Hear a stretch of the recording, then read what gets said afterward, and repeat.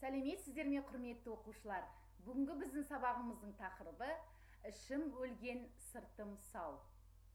Оқу мақсаттары: оқушыларға Абайдың «Ішім өлген, сыртым сау» өлеңінің мәнін түсіндіре отырып, сол кездегі дәуір тынысын, қазақ халқының мінез ерекшелігін ұғынуға жағдай жасау.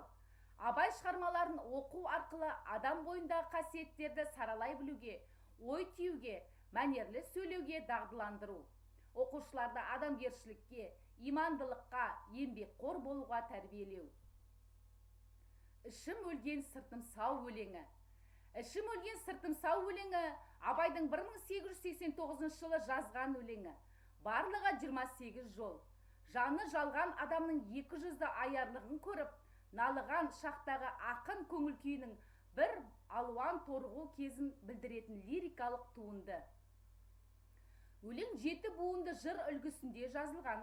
Бірінші шумағы шұбартпалы ұйқас түрінде келеді де, кейінгі жұп жолдардың екінші тармақтары туындының ақырына дейін солармен жарыса ұйқасып, ырғақ екпіні қайталанып отырады. Абай опасыз сатқын айыр 200-ді жандарға риторикалық сұрақ бере отырып, бүгінгі дос ертең жау, мен де қылдым япырмау деп тікелей тіл қатады.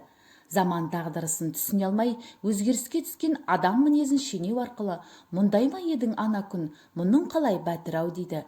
Астарлы кекесінмен қалжыңдап отырған сияқты көрінгенмен, ұрлық пен қулыққа келгенде алдарына жан салмай келетін мінездерін сынға алады. Сіздерге оқылым тапсырмасы. 49-ші беттегі бірінші тапсырманы орындаңыз. Сіздерге оқылым тапсырмасы үйге 50-ші беттегі екінші тапсырманы орындаңыз.